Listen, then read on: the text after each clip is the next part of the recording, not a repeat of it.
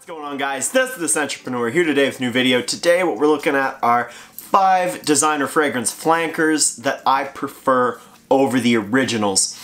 I'm not saying there's anything wrong with the original fragrances for these guys, but I'm just saying that these flankers are better to my nose. I like them more. I think they're more wearable, etc. Now on this list, you're gonna see a few things you might not expect. A few bottles I don't yet own. There are 2 on this list that I don't own, but you are gonna see some staples in my collection.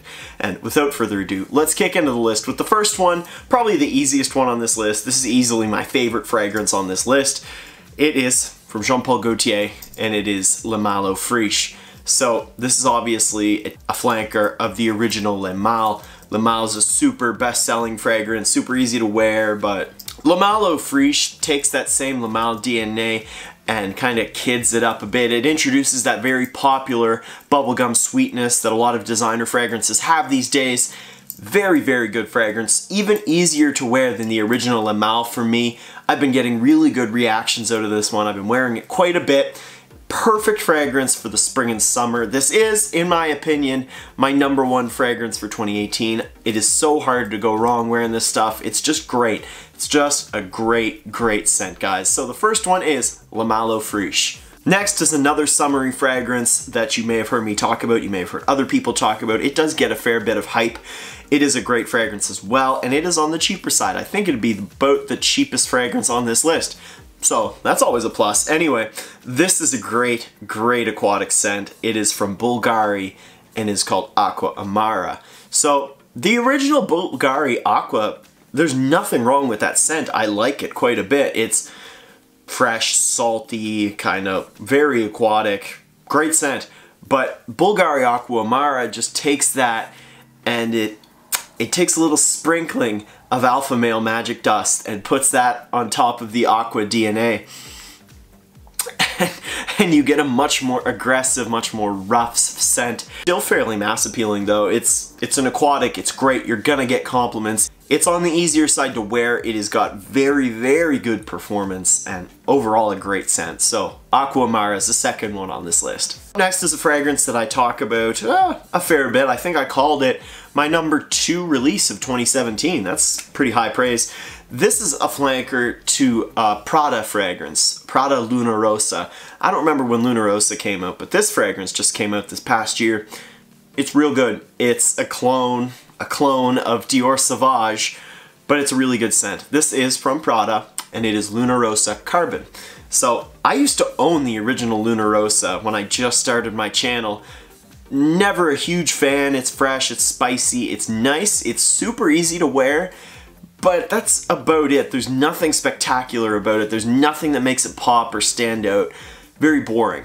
Carbon is much the same, but in a different way. This fragrance gives you basically the same smell as Dior Sauvage.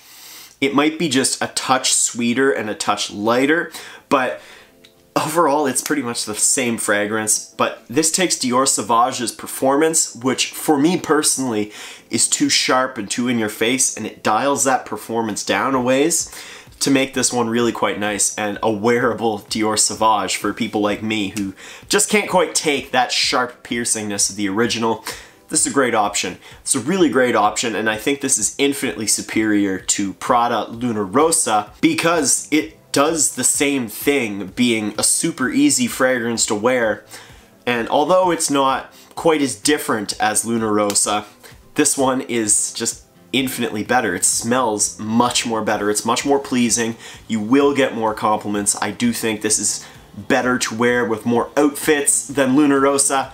And overall, Prada Luna Rossa Carbon is just better than the original to my nose. So that was the third one. Next one, another bottle. Who would I be without mentioning a Mugler fragrance in one of my videos?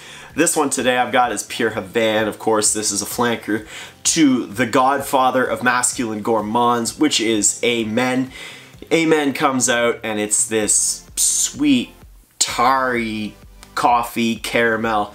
I like Amen. I like the dry down quite a bit. That caramel in the dry down is really good, but for a lot of it, it's quite harsh. I'm not a big fan of that dirty patchouli, and Pure Havane is just sweeter, it's nicer, that patchouli is tamed down just a little bit, and it just gives you a great fragrance. So the tamed down patchouli plus the addition of some of my personal favorite sweet notes like tobacco, honey, cherry, they all lead to this being the winner over the original Amen. And really, I could put a couple Amen flankers on here. I think there are a lot of good ones.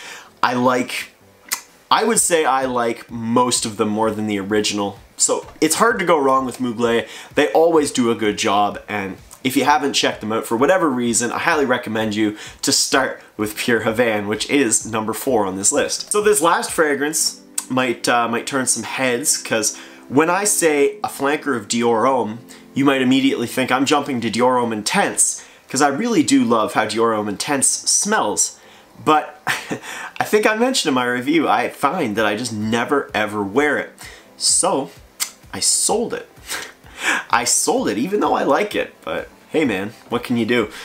This flanker of Dior Homme smells just as good to my nose and is infinitely more wearable for most men than Dior Homme Intense or the original Dior Homme. Before I touch on this one, there's absolutely nothing wrong with Dior Homme or Dior Homme Intense or Dior Homme Parfum. They're all great fragrances. I prefer this to all of them though. This is just a sample. This is Dior Homme Sport, not 2017.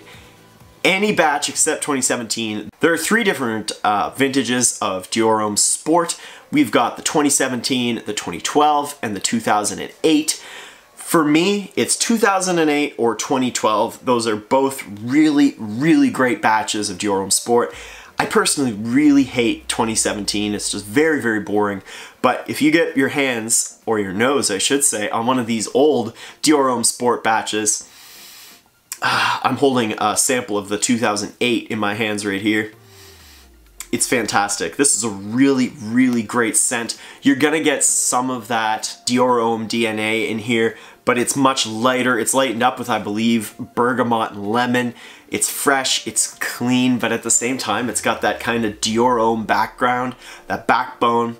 The 2008 I find has more ginger. 2012 has way more iris to me. They're both fantastic. I think you need to try both of them. I think they're both great. I don't think you need to own both, but they're both fantastic fragrances, and I really wanted to mention both of them. So the 5th fragrance we talked about today are Dior Homme Sport batches 2012 and 2008. Guys, that's been my video of 5 flankers that I prefer over the originals. Let me know down in the comments, what do you think of my 5, and what are some of your favorite flankers? This is not a top list. I think these are all great. I did not order them. If you would like to see a bigger video in the future of my top 10 flankers of all time or something like that, also let me know down in the comments. Guys, this has been The Scentrepreneur. If you enjoyed this video and haven't done so already and want to see tons of new fragrance content, I would encourage you to subscribe down below to my YouTube channel. There's new content coming out all the time. Also, don't forget to hit that thumbs up if you decided to check out one of these flankers, or maybe even to compare it against the original. Also, hit that bell to get notified whenever I come out with a new video. Don't forget to add me on Snapchat. My name is down there in the description. You'll see when I get my samples in, when I get new bottles in, scents of the days, etc. Guys, I really hope you enjoyed these 5. These are my personal 5 right now. Let us all know down in the comments what are some of your favorite flankers. I hope you enjoyed this video. I will see you in the next one. Have an awesome day.